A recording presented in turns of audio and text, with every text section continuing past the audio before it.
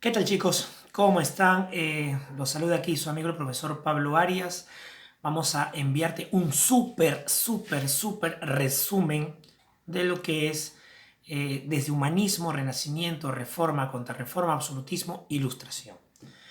Preparado para tu examen, ahí para que tengas las fijas en el examen. Solamente datos, solamente fijas.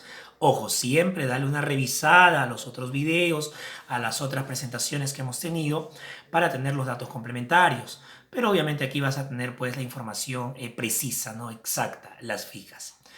Bien, muchachos, comenzando por ejemplo, humanismo. El humanismo va a ser una corriente de perfil intelectual que justamente va a buscar elevar ese nivel en el hombre. Hay una preocupación por el hombre, tanto así que la principal característica del humanismo sería pues el antropocentrismo. Este antropocentrismo va a marcar eh, saber o entender de que el hombre tiene que ser el centro de todas las cosas. Ese es el humanismo. Ahora, eh, ¿cómo se relaciona con el Renacimiento? Técnicamente, Tigrecito, el humanismo es parte del Renacimiento. Sería una de las características más importantes de lo que es el Renacimiento. Renacimiento proviene del vocablo renacere, renacer o volver a nacer. Si yo quiero volver a nacer, si yo tengo la idea de volver a nacer, si tú algún día de repente has estado, no sé, en tu vida y dices, oh no, quisiera, no sé, que tener la oportunidad de volver a nacer. Tío, si tú estás buscando la oportunidad de volver a nacer, significa que hay algo que no hiciste bien, que hay algo que tú quieres corregir. Esa es la figura de renacer, del renacimiento. Si tú de repente en un momento de tu vida dices, quisiera volver a nacer, es que lo que hiciste en el momento no te agrada, no te gustó, quieres más, te sientes capaz de hacer mejores cosas. Ese es el renacimiento. Entonces, en el siglo XV-XVI se presenta en Europa esa corriente en la cual el hombre dice, wow, algo está mal y quiero volver a lo anterior, quiero volver a donde realmente era yo importante, o sea, el hombre era importante. Renacimiento, renacer y volver a nacer querían volver a la cultura clásica. ¿Y qué cosa es cultura clásica? Clásica. Hace referencia, Tierecito, a lo que es Grecia y Roma. La cultura clásica. Grecia y Roma. Ahora, Tigre, ¿por qué se presenta toda esta figura del humanismo renacimiento? Porque ya se sale de lo que es el oscurantismo que se vivía en la Edad Media. Ya el hombre empieza a desarrollar otro tipo de habilidades intelectuales, pero en este caso todavía representado o referido a lo que son las situaciones artísticas. O sea, el hombre desarrolla intelectual y artísticamente. Padre del humanismo, Francesco Petrarca. Francesco Petrarca, el gran padre del humanismo. Algunos precursores, aparte de Petrarca, tenemos a Giovanni Boccaccio, tenemos a Dante Alighieri y la famosa obra La Comedia, ¿no? Boccaccio destaca por el Decameron, o Decamerón, si quieres llamarlo así, y la comedia, pues, de Dante, ¿no? Que recuerda que adopta el nombre de Divina, o sea, Divina Comedia. La palabra divina se la acuña, se la pone, se la da Boccaccio para que se llame y se es conocida pues como la Divina Comedia. Ahora, vamos a ver algunos representantes en cuatro disciplinas: arquitectura, escultura, pintura, literatura. En arquitectura tenemos pues a Donato Bramante. Donato Bramante Tigre es el que hizo el bosquejo de lo que va a ser la Capilla Sixtina. ¿Pero quién la hizo? ¿Quién hizo la Capilla Sixtina? Miguel Ángel, ¿no? Miguel Ángel Buonarroti, ¿no? El que va a construir, digamos, la cúpula de San Pedro o Capilla Sixtina. ¿Qué más tenemos, Tigrecito? Vamos a ver, por ejemplo, el mismo Leonardo. Vamos a meternos a pintura. Leonardo da Vinci. Pintura emblemática, lo que es cena, la cena de Pascua, que tú conoces y que, bueno, el mundo entero conoce como la última cena. Esa cena de Pascua, esa última cena, una de las obras más representativas del gran Leonardo da Vinci en lo que es pintura. Pero tal vez la obra más importante de Leonardo, esa obra de repente que todos deben recordar y que de la cual también todos se asombran. ¿Sabes qué obra es, Tigrecito? Es la famosa Mona Lisa. La Mona Lisa, no la mujer bella, la mujer guapa, la Mona Lisa. Y esta Mona Lisa, que tiene también el nombre de la Gioconda, porque hay unas últimas interpretaciones de que al parecer sería la esposa del en ese entonces gobernador de la región, de la localidad, llamado Bernardo de Giocondo. Y Leonardo habría pintado a su esposa. Al no saber su nombre, la conocen como la Gioconda también. Entonces son los dos datos interesantes de lo que es esta emblemática obra y tal vez la más importante obra que tiene el gran Leonardo da Vinci. Avanzamos, seguimos en pintura, vamos con Miguel Ángel nuevamente. Tigre, la creación de Adán. La creación de Adán, el juicio final. Esa creación de Adán, tigrecito, esa donde está Dios y el hombre a punto de tocarse los dedos, esa obra que adorna, te cuento, las paredes internas de la cúpula de San Pedro. La creación de Adán. Otra obra emblemática del gran Miguel Ángelo, el juicio final. Ese juicio final que es una de las obras, ¿cómo te explico? Digamos, más la que fue de, no sé, de mayor crítica, de mayor conflicto, la más controversial que tuvo Miguel Ángel justamente por la temática. Ya en el video sobre propiamente humanismo renacimiento, vamos nosotros a conversar un poco más sobre eso. En este momento estamos en el repaso, pero no te olvides entonces el juicio final. Ambos, o mejor dicho, ambas pinturas, el juicio final y la creación de Adán, adornan las paredes internas de la cúpula de San Pedro o Capilla Sixtina.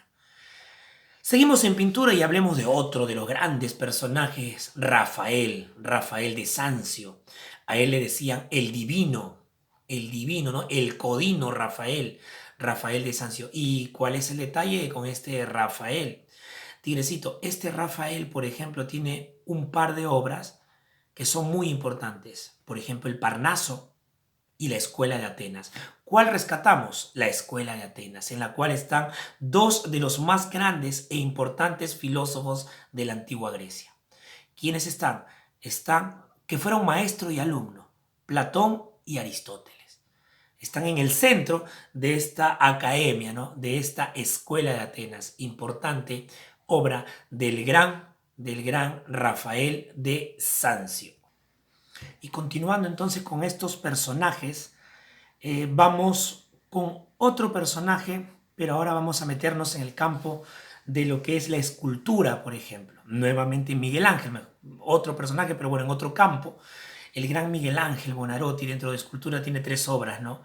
El Moisés, por ejemplo, el David, por ejemplo, y además de David y Moisés, Piedad, ¿no? Tal vez tres de las más grandes obras escultóricas que tiene Miguel Ángel, ¿no? Miguel Ángelo Buonarroti.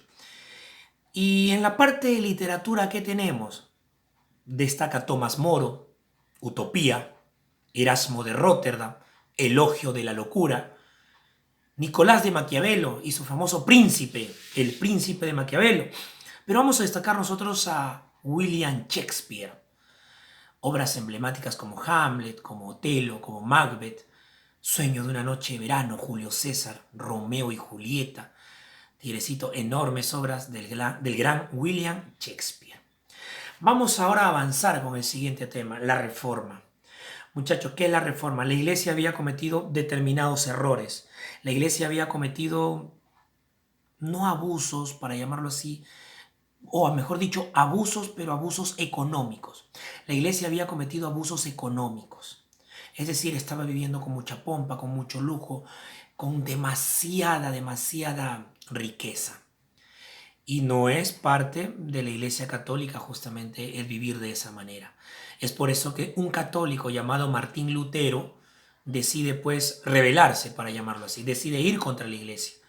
¿Y cómo lo hace? Publicando las 95 tesis de Lutero.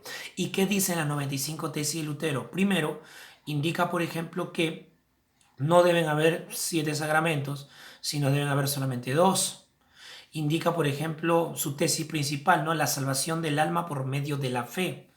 Criticaba la existencia del Papa como líder espiritual, sabiendo Lutero la corrupción justamente que él había descubierto. ¿Qué más? Tenemos también, por ejemplo, nosotros la figura de no aceptar la existencia también del celibato. No al celibato, no a María, no a los ángeles, es todo lo que es la parte de la tesis luterana. Esto a la iglesia no le agrada. ¿Y qué cosa hacen? Quieren atrapar a Lutero, acabar con Lutero. Lutero va a ser protegido por Federico el Sabio de Sajonia. En Sajonia es que Lutero va a ser perseguido y va a ser protegido ahí. Federico el Sabio de Sajonia protege a Lutero y Lutero en Sajonia, casi un año, desde ahí pues empezaba pues a ver y a mover todo lo que va a ser esta doctrina luterana. Eh, los problemas continúan y es así que el año 1529 los protestantes, así van a empezar a ser llamados, o sea, los luteranos, protestan ante los católicos. Y por esta protesta es que los católicos le ponen ese nombre que acabo de mencionar, protestante. En 1530 hubo un acercamiento entre católicos y luteranos que se llamó la Confesión de Melanchthon. ¿Y quién es Melanchthon? Era el brazo derecho de Lutero, un hombre de confianza de Lutero, Philippe de Melanchthon. Y este personaje, tigrecito, Philippe de Melanchthon, va a intentar explicar a los luteranos lo que era justamente la expedición, la tesis, la problemática, las características, todo lo que representa esta doctrina luterana. A los católicos no les interesaba mucho, pero lo escucharon porque era la idea un poco acercarse, aunque algunos indican que cuando ellos pactan esta confesión luterana, lo que querían era atrapar a Lutero, pero Lutero no llega. Quien llegó fue Philippe de Melanchthon. Y el hostigamiento entre ellos continúa hasta 1555, que ya se firma un documento que es la Paz de Augsburgo. Y esta Paz de Augsburgo marca pues el fin entre católicos y luteranos con una documentación bastante vergonzosa, para llamarlo así, porque era todo a favor de los católicos. Primero, reconocían la existencia del luteranismo.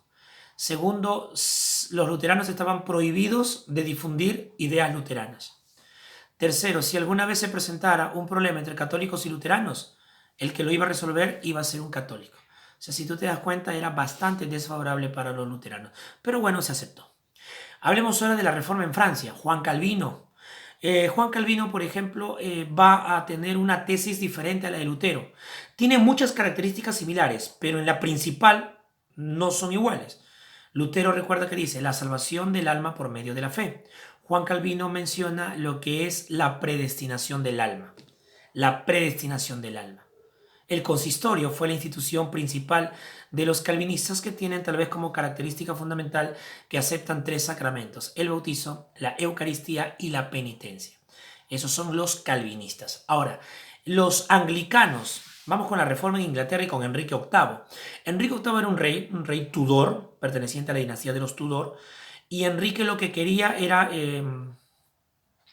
poder dar una continuidad a su mandato. O sea, poder dejar un heredero. Que los herederos de su dinastía, que eran las dinastías de los Tudor, continuaran gobernando. Y él se había casado con Catalina de Aragón, que era hija de Fernando de Aragón e Isabel de Castilla.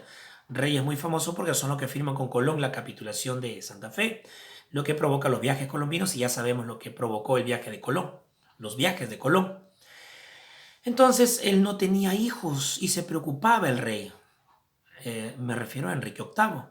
Y decide pedirle al Papa que lo divorcie. El Papa le dijo que no y es así que Enrique crea su iglesia, la iglesia anglicana, el anglicanismo. Y donde tenía muchas características similares a los luteranos, a los calvinistas, pero una característica que lo diferenciaba, mejor dicho, esta iglesia, esta doctrina, era que sí se podía divorciar.